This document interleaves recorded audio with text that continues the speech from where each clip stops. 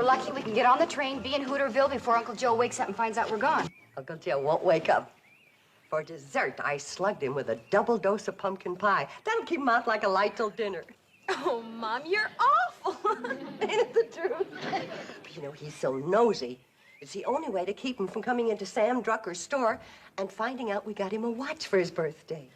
And it'll work, too. A couple helpings of Mom's pumpkin pie is better than hitting him over the head with a club. Hi, gang. I should have used a club. Joe, why aren't you sleeping? I was, but I woke up. Had too much pumpkin pie.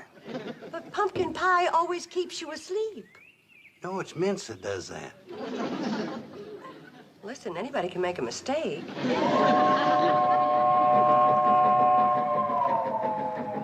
Well, so long, Uncle Joe. See you when we get back. What do you mean, so long? This is buying day, ain't it?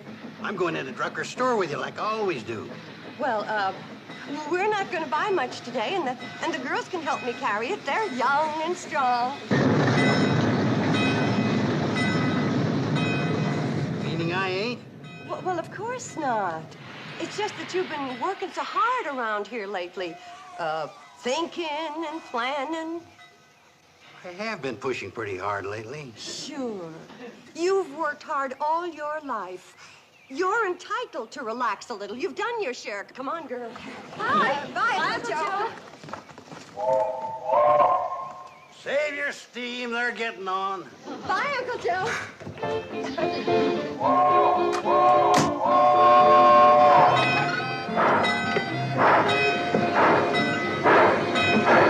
Bye, kid. Bye, girls. Don't buy anything I wouldn't approve of.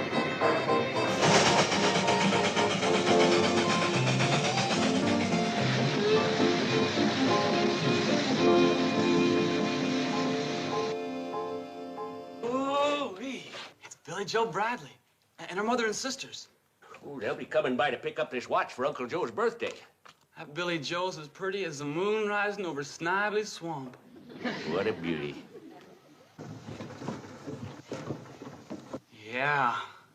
Real smooth movement, too. Yeah. Oh, Mr. Drucker, it ain't right for you to talk that way about Billy Joe. I'm talking about this watch. And you keep your mind on your work. Hi, Herbie. Oh, hi, Kate. Hi, Sam. Hi, Herbie. Gee, Billy. Hi. Here's Uncle Joe's watch, Kate. 14 karat, 17 jewels, just like you ordered. Oh, Sam. Girls, look, isn't that beautiful? Oh, Mom, that's lovely. Oh, that's Here, give it here, Kate. I'll have it wrapped for you. Herbie. Oh, yes, Mr. Drucker. Herbie, you knucklehead. Look at the mess you've made. Do I have to? I mean, just hearing it was bad enough. Herbie, you 10-thumbed nitwit. Now, Sam, stop picking on him. It was Billy's fault, too. Herbie was just trying to help out. I'd like to help him out right out the front door. Now, Sam, you simmer down. Clumsy kid. Sam, Herbie's a hard-working, fine boy. He just acts clumsy because he doesn't have any confidence in himself. He feels inferior. Well, who has a better right? Now, Sam, you see how you're picking on him and knocking down his confidence? Let me talk to him. Maybe I can help. All right, Kate, but I'm warning you. When you talk to him, don't stand under anything loose. Lay off it, Sam.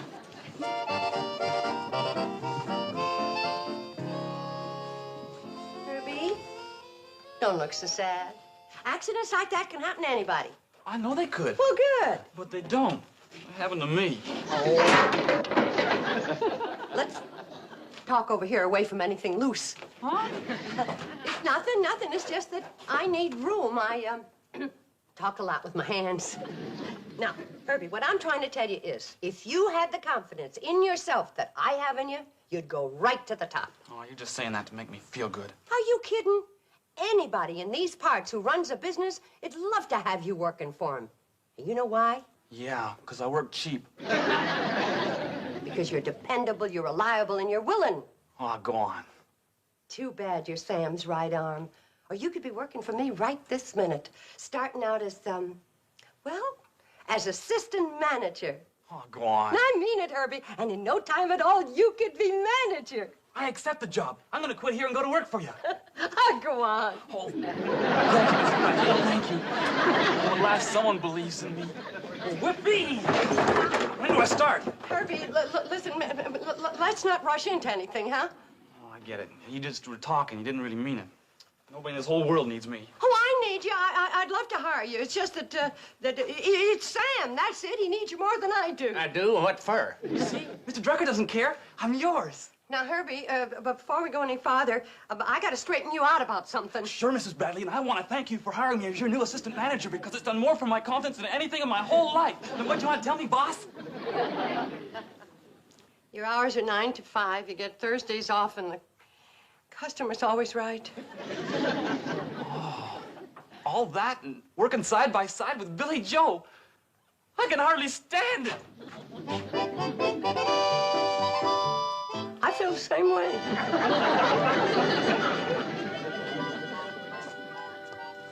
Thanks, Herbie. Merci, Herbert. Thank you, Herbie.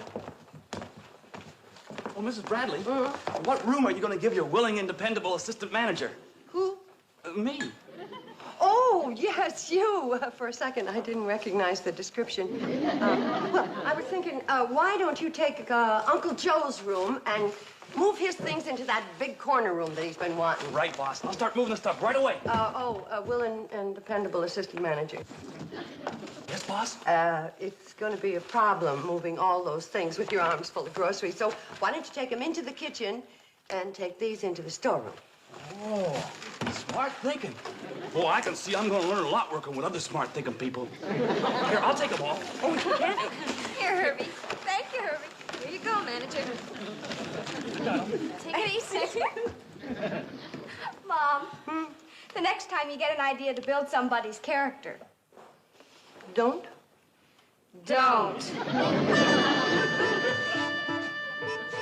Well, Herby, my boy.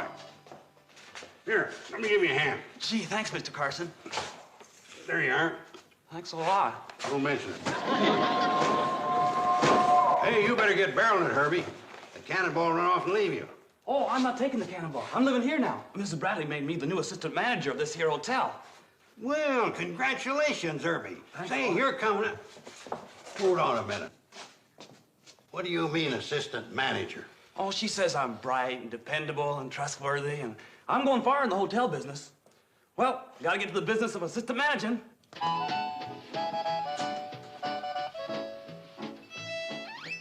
Why would she want a young squirt like Herbie around? Why, he... You've worked hard all your life, Uncle Joe. You've earned the right to relax a little. You've done your share. Rest Done now, your Uncle share. Relax. Take it easy. Relax. Take it easy. Relax. Relax. So that's what Kate's up to. She wants to put me out to pasture just because I got a couple of gray hairs. Okay, couple of dozen. Can't believe that this terrible thing is being done to me by my own niece.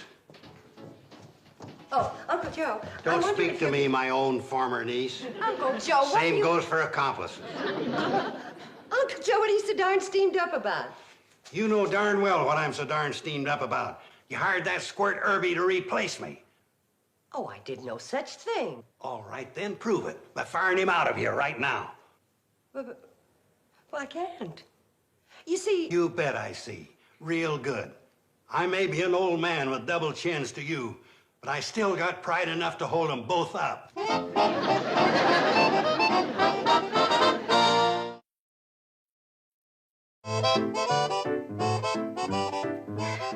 I can't even reason with Uncle Joe. He locked his door. And when I knock, he just growls.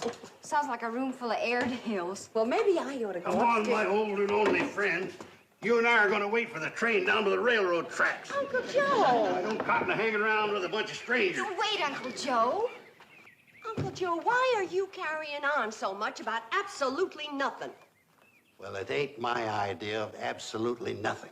You think I'm an old man. You're putting me out to pasture just because I got a few gray hairs. Oh, I'm not putting you out to pasture because you've got a few gray hairs. No? Then what are you putting me out to pasture for? Uncle Joe. This morning you went to town and you bamboozled me out of going with you. Yes or no? Well, yes, And when you but... come back, you brung that young squirt Herby Bates with you and made him the new assistant manager of the hotel. Yes or no? Well, yes, but I can explain everything. All right. Then explain the part about not wanting me to go to town with you. That part I can't explain. Uh-huh. What about bringing that young squirt Herby here and making him assistant manager? Oh, aha, to you. I gave Herby a little job with a big title just to build his confidence. Oh? I wanted to make him feel important. That's why I can't fire him. Maybe I was a mite hasty with my conclusion jumping. Oh, well, then it's all settled. You're staying. Here, I'll take your Don't suitcase. let go, I can handle it. No, I'll take it. Don't let go. Give it to me.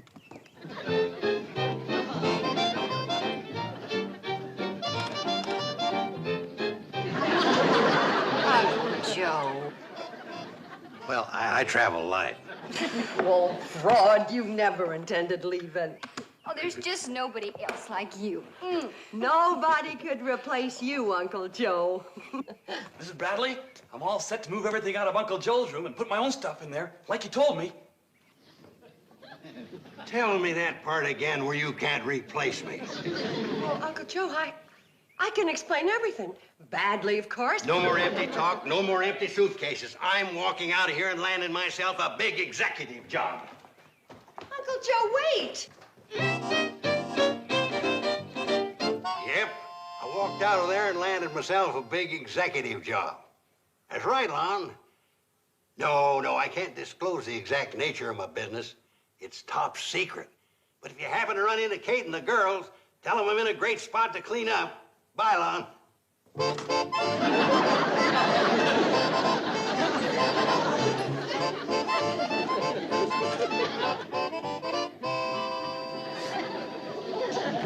Evening. Uncle Joe.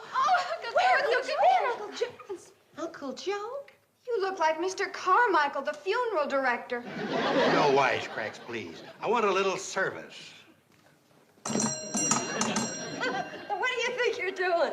I'm registering for a room, and I demand the same respect you give other paying guests. Paying guests? Cash on the barrelhead for the best room in the place. Oh, but Uncle Joe, you... That's Mr. Carson. Mr. Carson? Now you're talking. I've just accepted an important position as executive vice president of one of Hooterville's leading industries. You may think my registering here as a paying guest kind of strange. Not strange. Ridiculous. The explanation is quite simple. I decided to be a guest here because it is convenient to my important executive work. And because the Shady Rest Hotel has always been famous for its fine management in the past. My key, give it to me. Boy, would I like to... Here you are, Mr. Carson. Sir. Thank you, Mrs. Bradley. Ma'am.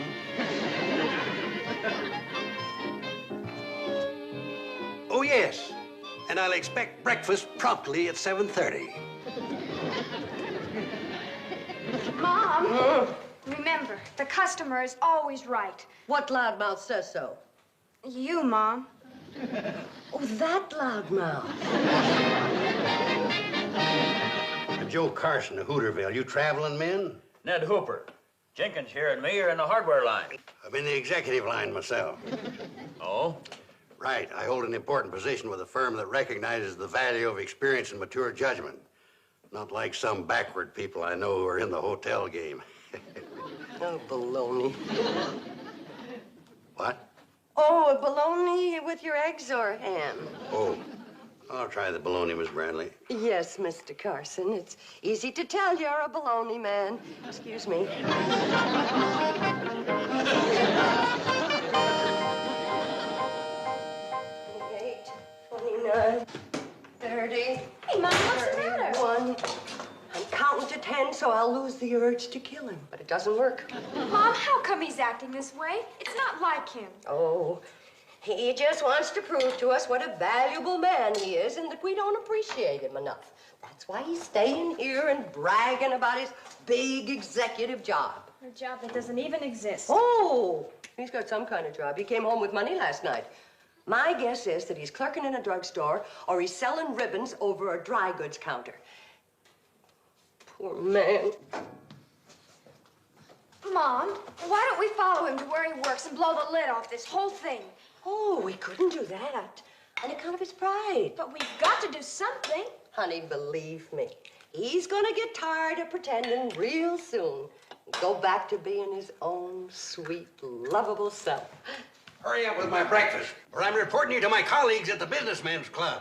The service here is pathetic. Girls, we're going to follow Uncle Joe to where he's working and blow the lid off everything, including Uncle Joe. But how about his pride? Yeah, how about that?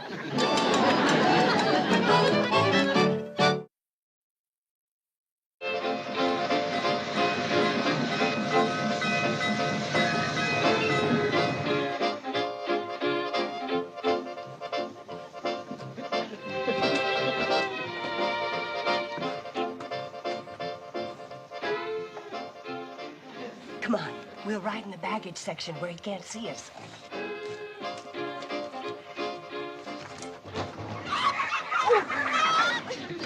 Hey, we forgot. It's market day. We'll have to ride with a carload of chickens. Oh, dear. Well, maybe we better wait till tomorrow. Oh, tomorrow will be full of hogs.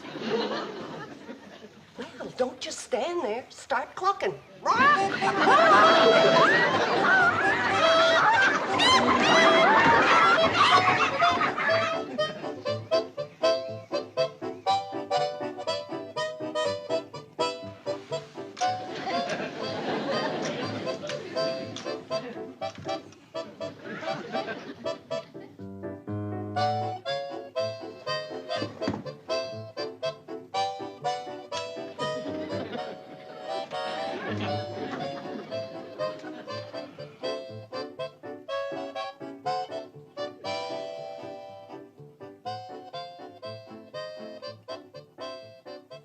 Give Uncle Joe a job as executive vice president of my store? Well, Kate, there's a lot less painful ways of going broke. Yeah, but Sam, if you told him that he'd be a great help to you, then he could quit that horrible job at Luke's Eatery and not be humiliated. Remember, he's one of your oldest friends, and you've known him for years.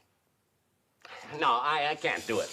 Uncle Joe is a fine fellow, but he'd just be in the way around here. I don't think I'd want to hire him, even if you threw in one of your girls. What's wrong with her girls? Yeah. Yeah. Any one of us could do a darn good job here. Darn right. I'll bet if I worked here, why, business would double in a week. Especially among the boys. Okay, Billy Joe, you've got the job. Whoa, Sam, whoa. We want the job for Uncle Joe. He's got it if you throw in Billy Joe. I like the way she works. But I didn't mean that I... Remember, you're one of his oldest friends. You've known him for years. All right, Mr. Drucker, bring on the work. Uncle Joe and I are raring to go.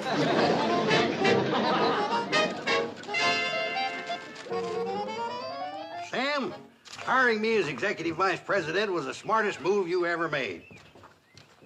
Yeah, I've been thinking about that.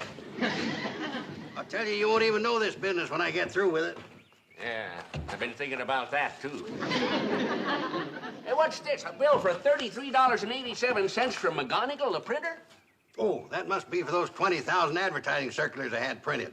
Part of my clever promotional scheme. 20,000 advertising circulars? There are only 3,000 people in the whole county. I said my scheme was clever, not perfect.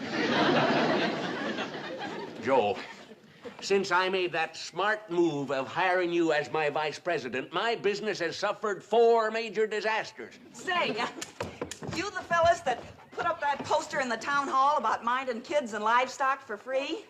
Correction, 5 major disasters. Quiet in front of customers, Sam. Yes, madam. You've come to the right place. Drucker's always lives up to their advertising claims. I expect to be a very sick man when I hear about it, ma'am. But what advertising claims did I make? Oh, here's some of the circulars. See for yourself, Sam. Notice, as part of our new policy, Drucker's store will cheerfully take care of all children and livestock while parents or owners are shopping. You see, Sam, now folks don't have to stay home because they got nobody to look after the kids and the pets. They come here and shop, and we take care of everything, just like the big stores up at the city. Shrewd, huh? Not bad, Joe. Look, it's getting late. I gotta get started.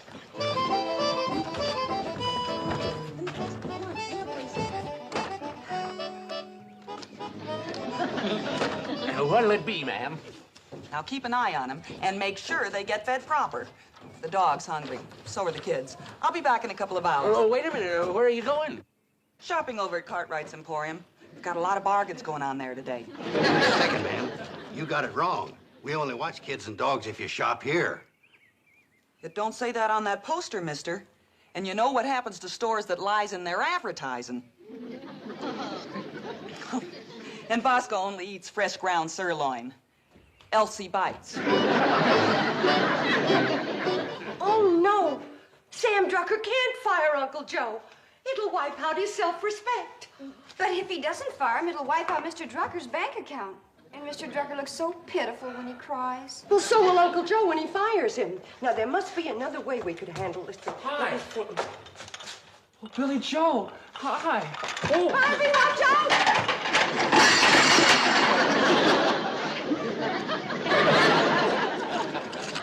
That's it. That's what? Another way. A secret weapon, sometimes called a Herby Bates.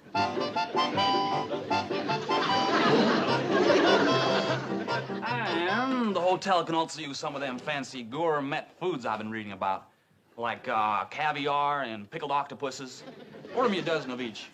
Herby Bates, when they handed out brains, you wasn't behind the door. You wasn't even in the building. I'm the assistant manager of the hotel, and Mrs. Bradley says whatever I think we need, I should order. That ties it. Herby, you're pathetic. You know less about the hotel business than a backward polecat. I wouldn't talk if I were you, Mr. Carson. No offense, but when I've been hearing around town, you know less about the grocery business than a whole flock of backward polecats. Look what you're doing to my beautiful hotel. Well, look what you're doing to my beautiful store. I'm terribly sorry, Mr. Drucker. Yeah, Herbie, I guess I'm going to have to hire you back again. Me? You're joshing. Well, might as well if you're going to come here and break things. That way, at least I can take it out of your salary. Great, Mr. Drucker. Boy, I've really been missing this place. All the hay and the grain and the chicken feed, and especially you. Would you like your old job back, Uncle Joe? We sure need you. Yeah, you bet you do. I haven't made up my mind whether I want to get back into the hotel game. Oh, please, Uncle Joe, nothing's wrong with Uncle Joe. Well- Come home. That depends. Depends on what? On whether Sam can spare me. How about it, Sam? Can you spare him? Could George Washington spare Benedict Arnold? Huh? I say it'll be a struggle, but with Herbie here helping me, I'll try to scrape through. Quiet, everybody. To top off the homecoming celebration, the girls and me would like to present you with this fine watch in honor of your birthday. Happy birthday! You like it? Open it up. I want to see if you like it. Come on. Hey, girls. Gee, thanks for the beautiful watch. It's just what I wanted. You shouldn't have done it. Considering all the trouble it caused, you're right. I shouldn't have. Congratulations, Mr. Carson. And a very birthday. Welcome back to the grocery game, Herbie.